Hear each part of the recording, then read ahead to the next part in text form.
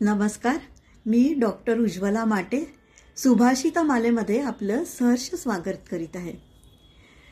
आजचं सुभाषित भर्तृहरी यांच्या नीतिशतकामधलंच आहे. ऐका तर.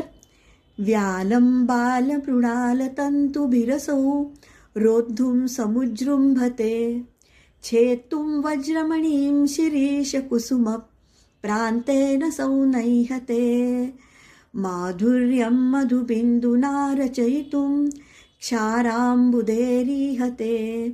नेतुं वाञ्छति यः खलान् पतिसतां सूक्तैः सुधास्यन्निभिः.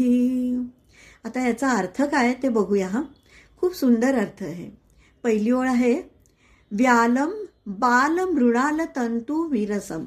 म्हणजे काय तर हत्तीला बाल मृणाल तंतू म्हणजे एखाद्या छोट्याशा नाजूक अशा कमळाच्या देठामधला जो तंतू आहे, बालमृणाल तंतू म्हणजे तोही छोट्याशा अजून पूर्ण वाढ न झालेल्या कमळाचा देठामधला जो बारीकसा कोमलसा तंतू आहे, तर त्याने त्या हत्तीला बांधण्यासारखं आहे. व्यालम बालमृणाल तंतू विरसौ रोद्धुम म्हणजे अटकाव करण्यासारखं आहे. सबुजृंभते बांधून टाकण्यासारखं आहे. छेतुम वज्रमणी म्हणजे वज्रासारखा असलेला मणी म्हणजे हिरा. छेतुम म्हणजे त्याला तोडण्यासारखं. कशाने? छेतुम वज्रमणी शिरीष कुसुम प्रांतेन सौनह्यते. म्हणजे कोमल असं जे फूल आहे, शिरीष कुसुम प्रांतेन म्हणजे त्याच्या फुलाच्या पाकळीने, छोट्याशा नाजूकशा फुलाच्या पाकळीने त्याला त्या हिऱ्याला कापण्यासारखं आहे. आणखी पुढे काय म्हणलंय बघा. माधुर्यम मधुबिंदूना रचयितुम म्हणजे मधुबिंदू जो आहे, मधाचा जो थेंब आहे, त्याच्या माधुर्याने, त्याच्या मधुरतेने क्षारांबुधेर इहते म्हणजे जो क्षार असा समुद्र आहे, म्हणजे समुद्र खारट असा जो आहे, तर त्याला तो एक मधाचा थेंब टाकून गोड करण्याची इच्छा बाळगण्यासारखं आहे.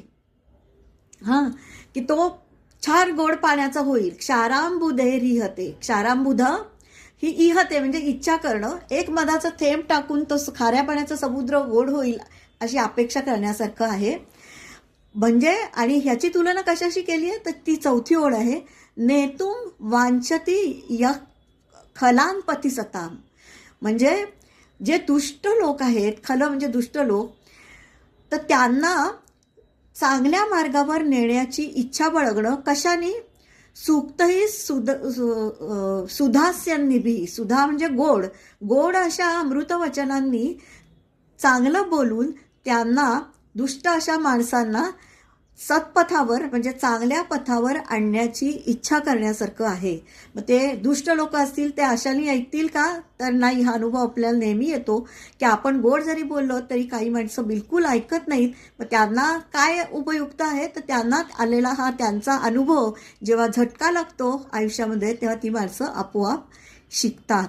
तर असा हा एक आपण म्हणू की व्यवहारामध्ये आपल्याला जे अनुभवायला येतं तेच भर्तृहरींनी आपल्याला इथे या सुभाषिताच्या माध्यमातून सांगितलेलं आहे. कसं वाटलं आपल्याला? आवडलं ना?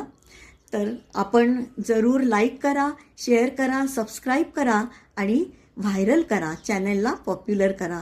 धन्यवाद. नमस्कार.